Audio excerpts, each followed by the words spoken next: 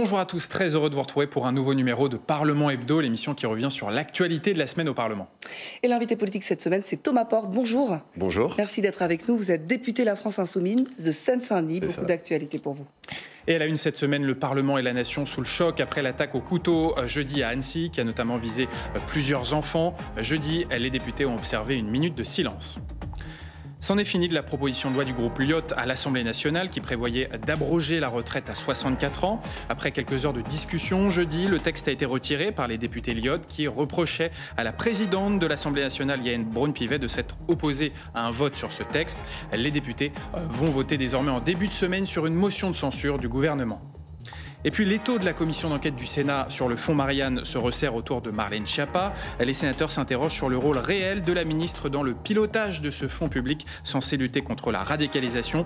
Un rapport administratif dénonce de graves dysfonctionnements. Le préfet en charge du projet a démissionné. Mais d'abord le recueillement et les questions après le drame effroyable d'Annecy où de très jeunes enfants ont été attaqués au couteau. Thomas Portes, vous étiez en séance à l'Assemblée nationale quand vous avez appris la nouvelle. Quelle doit être la réponse tout simplement dans ces moments-là ? Je crois que la première réponse, c'est d'abord de la compassion à destination d'abord des familles, des parents de ces enfants qui ont été victimes d'un drame abominable. Il y a eu, on l'a vu, une minute de silence. On a fait un rappel au règlement par notre présidente Mathilde Panot pour dire l'émotion qui venait sur nos cœurs. Pour ma part, il y a beaucoup de sidération dans ces moments-là. On a même du mal à imaginer qu'un tel drame ait pu se produire, c'est-à-dire attaquer au couteau des enfants. Donc il y a vraiment un moment d'émotion, il y a du recueillement et le pays est encore aujourd'hui, au moment où on se parle, sous le choc, sous l'émotion de ce drame qui est absolument abominable. S'en prendre des enfants avec un couteau, vraiment, il y a quelque chose de très fort qui a étreint l'Assemblée nationale hier. Alors à la droite de la classe politique, certains s'interrogent sur le statut de l'assaillant qui a obtenu l'asile en Suède il y a 10 ans. Il s'est vu refuser le statut de réfugié en France 4 jours avant de passer à l'acte. Gérald Darmanin, le ministre de l'Intérieur, y voit d'ailleurs, je cite, une coïncidence troublante. Qu'est-ce que vous en dites de ces réactions, de ces questions qui sont posées ? Je crois qu'il y a une chose qui doit s'imposer dans ces moments-là, c'est un délai de décence. Hier, la première réaction qu'aurait dû avoir l'ensemble des responsables politiques, c'est, je le redis, des mots de compassion, de recueillement à destination de celles et ceux qui ont été victimes de cet acte abominable. Je regrette que certains se soient jetés les deux pieds dans des récupérations, dans une instrumentalisation politique, et notamment la présidente du groupe parlementaire. Ça vous a choqué, sa réaction ? Oui, Aurore Berger qui est allée directement aux 4 colonnes dire que tout ce qui se passait à l'Assemblée n'avait plus lieu d'être et que ce drame-là devait tout arrêter dans le pays. On voit qu'il y a une volonté derrière d'instrumentaliser ce qui s'est passé. On a l'habitude de dire parfois dans ces moments-là que la parole est d'argent et que le silence vaut d'or. Certains auraient mieux fait de se taire et ne pas instrumentaliser, ne pas surréagir. En tant que responsable politique, dans ces moments, on ne doit pas réagir sous le coup de l'émotion, de la colère. Il faut prendre le temps du recul, attendre que l'enquête soit faite, attendre que les éléments soient livrés. Mais parfois, c'est difficile de maîtriser ses émotions quand quelque chose comme ça, comme vous l'avez dit. Évidemment que c'est difficile, il y a de l'émotion, il y a aussi de la colère, il y a de l'incompréhension.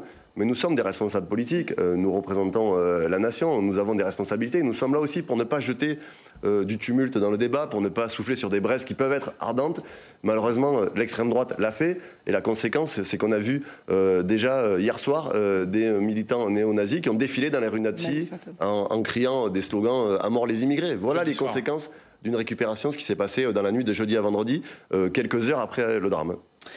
Alors on va parler, Thomas Portes, des retraites. Vous étiez à l'Assemblée nationale ce jeudi. Le texte d'abrogation de la retraite à 64 ans était à l'ordre du jour. Une séance commencée sous haute tension. Les oppositions accusant la présidente de l'Assemblée nationale d'avoir privilégié son camp plutôt que l'institution. Compte rendu de séance avec Marco Pommier. Le règlement, rien que le règlement. La Constitution, rien que la Constitution. C'est mon rôle et j'aurais bien aimé que chacun dans cet hémicycle en fasse de même. Yaël Braun-Pivet, applaudie par la majorité, huée par la NUPES. Cible de la colère des oppositions, la présidente de l'Assemblée nationale a déclaré irrecevables les amendements pour annuler la retraite à 64 ans. Irrecevables sur le plan financier. L'opposition dénonce un déni de démocratie. Vous abîmez, vous écrabouillez la démocratie parlementaire et vous, surtout, il y a une chose que vous oubliez, c'est la séparation des pouvoirs. Le roi est nu et la présidente de l'Assemblée nationale, aux ordres de l'Élysée, assume de ne pas être la garante des droits du Parlement, mais la misérable courroie de transmission d'un passage en force ahurissant. Du côté de la NUPES ou du Rassemblement national, on est persuadé que la majorité craint le vote. Vous majorité sur ce texte, ni dans cette Assemblée, ni dans le peuple français. Vous nous avez empêchés de voter. Vous avez osé le faire, mais vous êtes devenus complètement fous. Un hémicycle enflammé. Face aux accusations, le ministre du Travail réplique. Il dénonce un coup de communication et le vide de la proposition de loi du groupe Lyot. En arrivant à cette tribune, je me pose une seule question. Que cherchez-vous? Que cherchez-vous en réalité? Vous souhaitez uniquement renverser la table et mettre à mal nos institutions. Dans un dialogue de sourds, le groupe Lyot en est réduit à retirer son texte, vidé de sa mesure phare. Et donc nous retirons notre projet de loi consterné par les attaques directes, puissantes, contre notre Parlement. Un Parlement affaibli. Vive le Parlement, chers collègues. Vive le Parlement, vive la République et vive la France.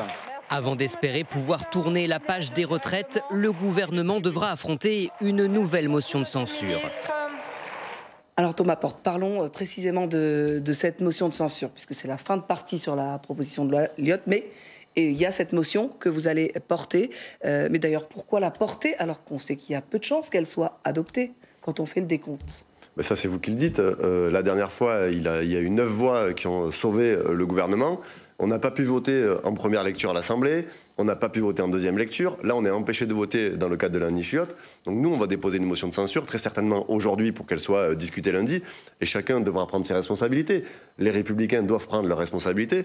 Je ne suis pas sûr que tous les collègues macronistes soient très contents de tout ce qui s'est passé hier. Ben, effectivement, plusieurs d'entre eux disent qu'ils sont favorables à l'abrogation de la réforme des retraites, qu'ils sont conscients qu'il faut un vote et qu'il faut voter contre cette réforme. Ils ont une occasion de le faire lundi.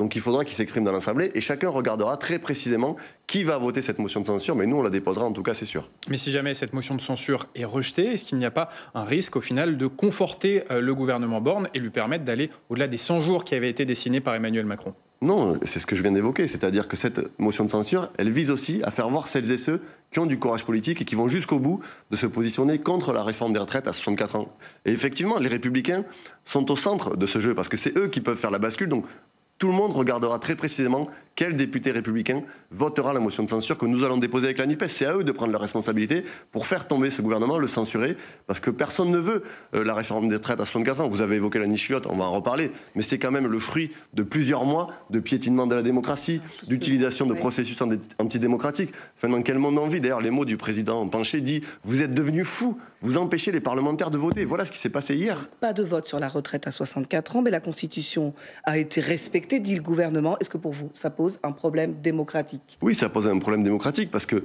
quand la représentation nationale ne peut pas s'exprimer sur un texte dont le pays ne veut pas, dont des gens sont en grève depuis des centaines et des dizaines de jours, dont des gens ont fait grève partout dans le pays, il faut qu'il y ait une sortie de crise démocratique. Comment voulez-vous que des gens continuent à se calmer et à aller à l'apaisement comme le propose Emmanuel Macron s'il n'y a pas de sortie de crise? La sortie de crise, ça ne peut pas être circulé, il n'y a rien à voir, on continue jusqu'au bout. Les gens demandent à ce qu'on puisse s'exprimer. La veille de la niche Lyot, 7 Français sur 10 dans un sondage ELAB ont dit on veut que les parlementaires s'expriment.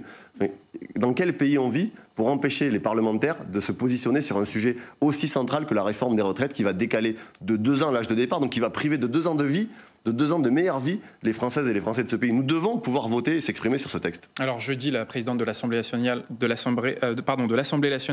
Yael Braun-Pivet, a été très critiquée par les oppositions qui lui reprochent de s'être opposée à ce vote sur l'abrogation de la retraite à 64 ans. Est-ce qu'elle peut encore présider cette institution selon vous? Je crois qu'elle a montré hier qu'elle était directement la télégraphiste de l'Élysée et qu'elle prenait ses ordres dans le bureau d'Emmanuel Macron pour mettre sous couvert l'Assemblée nationale et empêcher le vote. Yael Braun-Pivet ne se comporte pas comme une présidente de l'Assemblée nationale. D'ailleurs, dès qu'elle préside les séances, il y a des incidents, ça se passe mal, elle envoie des petites piques ou elle reprend les députés de l'opposition, donc elle ne se comporte pas comme une garante de l'institution. Pourtant, c'est ce qu'elle avait dit dès le début de sa prise de fonction. Elle avait dit « Je serai la garante des institutions, je ne suis pas là pour transmettre la parole du président de la République, mais pour assurer le fonctionnement de l'Assemblée nationale ». Ce n'est pas vrai. Mais je veux dire un mot, parce que Yael Braun-Pivet, on ne la découvre pas au perchoir. Il faut se rappeler que sous la mandature précédente, elle était présidente de la commission des lois. C'est elle qui a enterré la commission d'affaires sur Alexandre Benalla en 2018. Commission d'enquête. C'est elle qui, en 2000, 2019 a empêché l'ouverture d'une nouvelle commission d'enquête parlementaire suite aux nouveaux éléments sur Alexandre Benalla. Ça dit quoi sur elle? Et c'est elle qui, en ce moment, est en train d'empêcher une commission d'enquête parlementaire que nous demandons sur le fonds Marianne, suite aux révélations concernant la gestion de cet argent public et notamment le rôle de Marlène Schiappa. Donc, il y a le branche privée, elle est au service d'Emmanuel Macron, elle n'est pas au service du Parlement. C'est ça qui est très grave. Et ce qui s'est passé hier, ça a été dit, c'est que la séparation des pouvoirs, qui est quand même garante de nos institutions, qui permet la démocratie de vivre, aujourd'hui elle n'existe plus. Emmanuel Macron, il ne peut pas venir à l'Assemblée. Mais son point d'entrée, il l'a trouvé avec une présidente qui aujourd'hui exécute la voix du monarque présidentiel dans l'hémicycle. Alors l'exécutif semble miser sur l'essoufflement du mouvement. Il y a eu la 14e journée de mobilisation mardi. Finalement, il n'y a pas eu beaucoup de manifestants. Est-ce que pour vous, c'est la fin de la mobilisation? Je ne crois pas que c'est la fin de la mobilisation. Vous avez évoqué la 14e journée. Il y a eu encore du monde dans la rue. Il y a encore des gens qui sont sortis pour dire leur opposition. Mais il faut quand même mesurer qu'on vit une mobilisation sociale inédite depuis 1968. On a vu des journées d'action depuis le 19 janvier dernier où des gens ont défilé par millions dans la rue.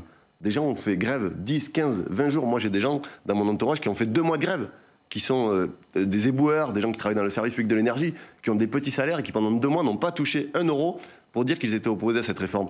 Donc, effectivement, il y a une fatigue, et c'est normal quand vous êtes mobilisé pendant des mois, que vous n'avez plus d'argent, c'est difficile. Pourtant, la colère, elle est toujours prégnante, et quand vous faites des enquêtes d'opinion, que vous sondez les gens sur leur opposition à cette réforme, elle n'a jamais baissé. L'opinion publique ne s'est jamais retournée, et contrairement à ce qu'a tenté de faire Emmanuel Macron en disant « oui, il y a des gens qui bloquent le pays, ça va desservir l'intérêt général », les gens, ils sont toujours, 1, opposés à la réforme, 2, solidaires avec les manifestations. Donc la colère, elle ne va pas s'arrêter. Il y a une date qui va arriver, c'est le 14 juillet. Il ne vous a pas échappé que c'est la fin des 100 jours d'apaisement promis par le président de la République. Chez nous, le 14 juillet, c'est une date qui fait écho à un événement qui a marqué le pays, qui est la prise de la Bastille. Je pense qu'on réserve une surprise à Emmanuel Macron pour ce jour-là. Il y aura certainement une très grande journée de mobilisation à Paris, le 14 juillet, pour rappeler que non, la page n'est pas tournée. Si on prend du recul sur cette séquence sur la réforme des retraites, Thomas Porte, est-ce que la stratégie de la France Insoumise a été la bonne? C'est-à-dire à savoir quand même mettre de l'agitation dans l'hémicycle, exprimer de la colère avec des propos, des images qui parfois ont pu paraître violents pour certains. Est-ce que cette stratégie a été la bonne alors qu'on voit que finalement dans l'opinion, c'est le Rassemblement national qui récolte les fruits? Écoutez, moi, quand je suis au cœur des mobilisations, quand je rencontre les habitants de ma circonscription, ils ne me parlent pas du Rassemblement national et au contraire, ils nous remercient pour le travail qu'on a fait dans l'hémicycle. Ils nous remercient pour le fait d'avoir porté leur colère, parfois avec des mots très durs. Mais écoutez, on nous a fait des leçons pendant des semaines et des mois sur la question de la violence. On est sur une réforme qui va abîmer la vie des gens. Donc on a traduit la colère populaire dans l'hémicycle. Et grâce à notre mobilisation, cette loi, elle n'a pas de légitimité parlementaire. Elle n'a pas été votée. Elle n'a pas été votée. Et celles et ceux qui ont empêché le débat, parce qu'on parlait de la niche chiotte, si on en est arrivé là, c'est parce que la première fois, ça a été déposé dans le cadre d'un PLFSS. Ce qui est inédit sur une réforme des retraites. Un budget de la sécurité sociale. Ce qui n'a jamais été fait. Donc déjà, ils avaient utilisé un premier artifice avec un temps de débat contraint. Donc déjà, ils étaient partis sur une position où ils ne voulaient pas de débat. Donc nous, on a amené le combat dans l'Assemblée, et je rappelle que c'est quand même par nos défenses d'amendements que nous avons démasqué une des impostures de la réforme qui disait qu'il y allait avoir une retraite minimale de 1 200 € pour tout le monde. On était parti sur plusieurs millions, puis 100 000, puis 200 000, et aujourd'hui, on ne sait plus combien de personnes vont être concernées. Donc je crois que nous avons eu raison de mener la bataille pour permettre aussi à la mobilisation sociale de s'organiser. Et je pense qu'aujourd'hui, les gens sont fiers et heureux qu'ils aient eu des représentants à l'Assemblée qui aient imposé cette colère populaire dans l'hémicycle. Alors, on va fermer la page retraite, en tout cas pour parler de défense, Thomas Porte, puisque cette semaine, vous avez adopté, en tout cas les députés ont adopté la LPM, la loi de programmation militaire, 413 milliards d'euros pour transformer le modèle de défense et donner aux armées les moyens de répondre aux nouvelles menaces, après 2 semaines de débat et un vote solennel. Le scrutin est ouvert. Le scrutin est clos. Et voici le résultat du scrutin.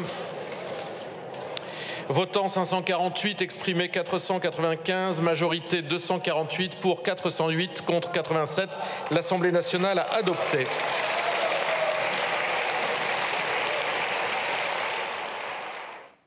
Alors Thomas Porte, l'Assemblée nationale a adopté, mais vous, les Insoumis, vous avez voté contre cette LPM. Pourquoi donc ? Parce que nous étions en désaccord, non pas sur l'augmentation des crédits par exemple, mais sur la question de l'utilisation et des objectifs de cette loi de programmation militaire, puisque ce n'est pas un petit enjeu. Vous avez rappelé les milliards qui vont être mis sur la table.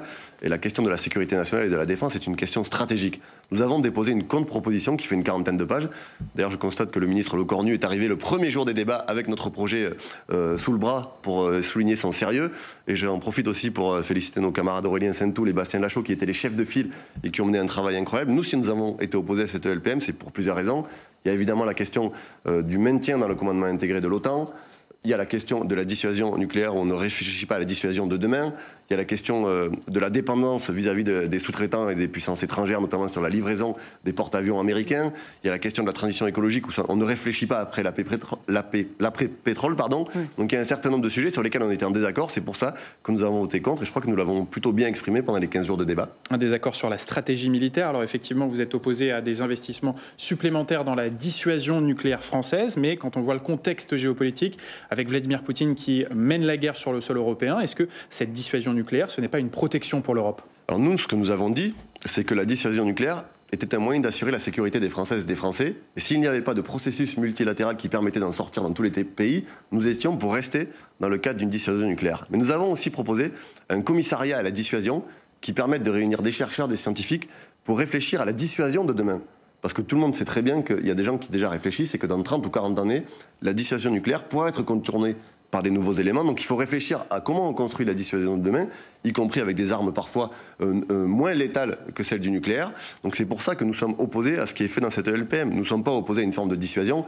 Et encore une fois, je le dis parce qu'on a parlé beaucoup de l'OTAN, qui était une des armes qui permettait d'assurer la sécurité aujourd'hui des Françaises et des Français. Ce qui permet d'assurer la sécurité, c'est la dissuasion. C'est pas le maintien dans l'OTAN ni dans le commandement intégré. Donc elle n'est pas utile, elle est plus utile l'OTAN pour vous? Déjà, il faut rappeler que l'OTAN, elle aurait dû disparaître au lendemain de la Seconde Guerre mondiale. Nous étions opposés au retour du commandement intégré, ce qui a été fait sous le quinquennat de Nicolas Sarkozy.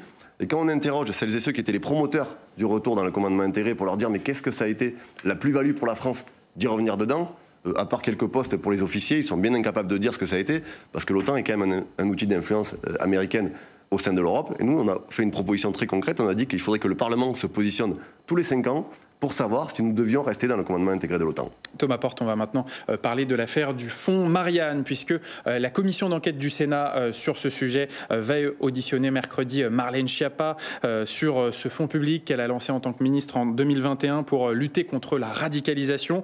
Les sénateurs s'interrogent de plus en plus sur son rôle réel dans le pilotage de ce fonds qui est suspecté d'avoir été mal utilisé par certaines associations. L'enquête administrative pointe de graves dysfonctionnements. Les explications de Cécile Sixou. Marlène Schiappa a-t-elle menti sur son rôle dans l'attribution du fonds Marianne? Si l'inspection générale de l'administration la dédouane dans son rapport, la ministre s'est effacée du processus une fois passé le lancement officiel, d'après les conclusions. Son ancien directeur de cabinet, Sébastien Jallet, auditionné mercredi par la commission d'enquête du Sénat, n'est pas aussi catégorique. La ministre serait intervenue pour refuser l'attribution d'une subvention à une association, SOS Racisme, selon les révélations de Mediapart. Nous avons sur cette association une réserve de la ministre en raison d'un historique de relations assez ancien. Donc il y a bien eu sur les décisions arrêtées en comité de sélection pour l'un de ses lauréats une infirmation par la ministre. Cette ingérence sème le doute au sein de la commission d'enquête sur la véritable implication de la ministre dans cette affaire. Qu'un ministre puisse avoir son mot à dire sur des propositions de subventions qui sont faites par... Ça pose pas de problème? C'est pas le sujet en soi. D'accord. Ce qui est le sujet, c'est que Marlène Schiappa a toujours dit qu'elle n'avait pas participé à ce choix. Voilà. Donc là, il y a une contradiction entre ce qu'elle a toujours dit et la réalité. Les membres de la commission d'enquête du Sénat espèrent faire toute la lumière sur ces contradictions lors de l'audition de la ministre la semaine prochaine. Les mécanismes de décision, le choix, tout ça n'est pas clair. Il y a pour le moins de la porosité entre l'administration et le politique. Donc on va recouper les différentes auditions, les déclarations, les témoignages, dont je rappelle qu'ils sont faits sous serment et que donc ils engagent la parole de chacune et de chacun des personnes auditionnées. Les sénateurs écouteront certainement d'une autre oreille l'audition de Christian Gravel, le gestionnaire de la subvention. Accablé par le rapport de l'inspection générale de l'administration, il a démissionné mercredi.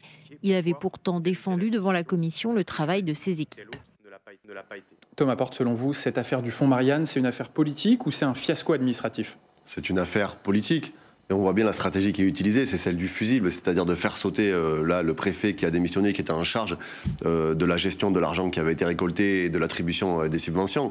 Mais il y avait une responsabilité politique du ministère. Et celle qui était en charge du ministère, c'est Marlène Schiappa. Donc il y a une responsabilité politique, c'est elle.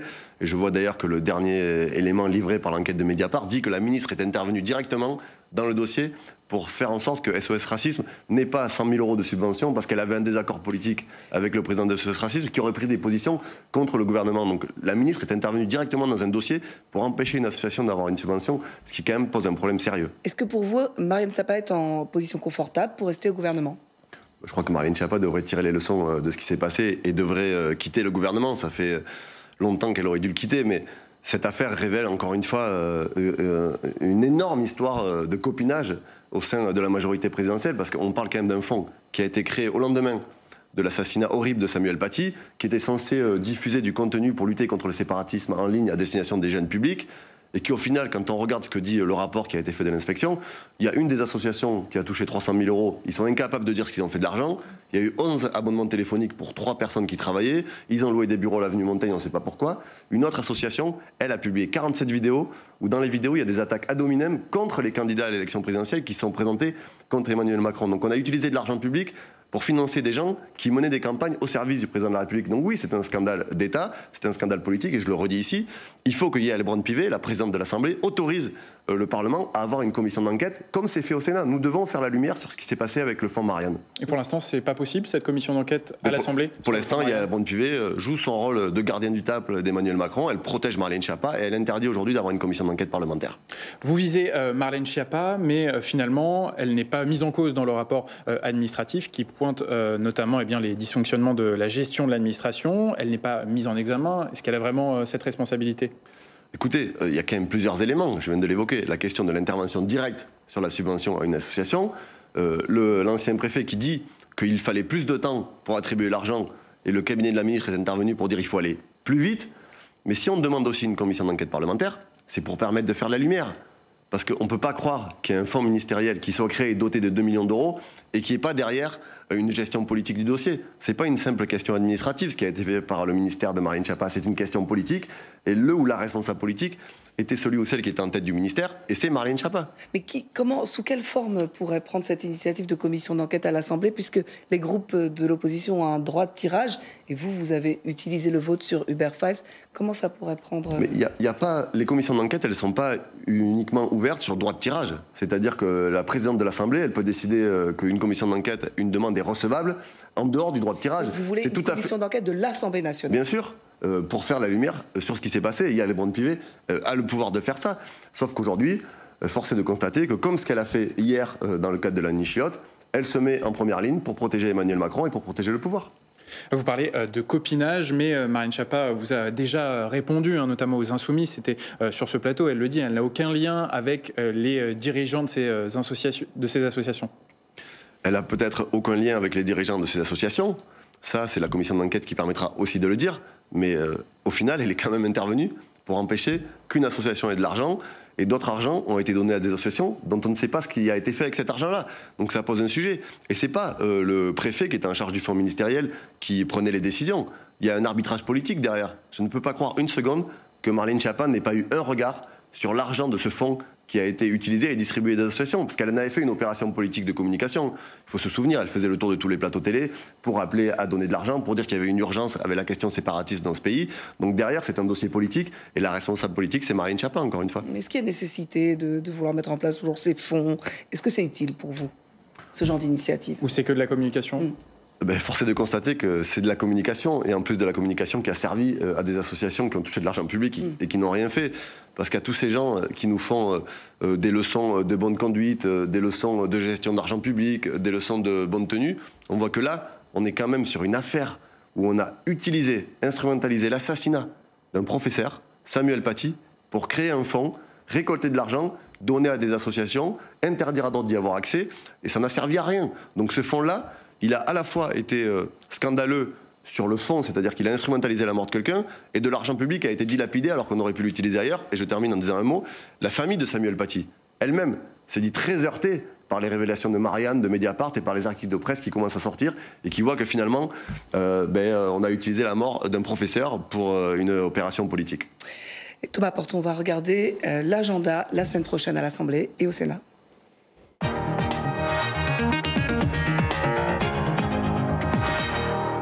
Et justement, l'agenda du Sénat sera marqué par des auditions importantes de la commission d'enquête sur le fonds Marianne. Mardi, à 9h, les sénateurs entendront Mohamed Sifawi, essayiste et dirigeant de l'Union des sociétés d'éducation physique et de préparation militaire, une association justement mise en cause dans cette affaire.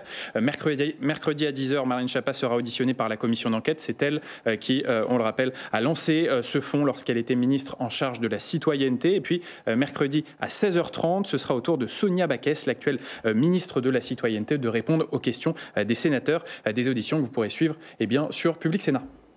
Et à l'Assemblée nationale, bien évidemment, la motion de censure attendue en début de semaine. À partir de lundi, les députés examineront aussi une proposition de loi pour mieux répartir l'offre de soins sur le territoire et donc lutter contre les déserts médicaux. À suivre mercredi, Éric Dupond-Moretti qui sera auditionné sur le projet de loi d'orientation pour la justice qui est en discussion au Sénat. Et c'est la fin de cette émission. Merci beaucoup, Thomas Porte, d'avoir été notre invité cette semaine et merci à tous d'avoir suivi cette émission. Et on se retrouve la semaine prochaine. Ciao, ciao.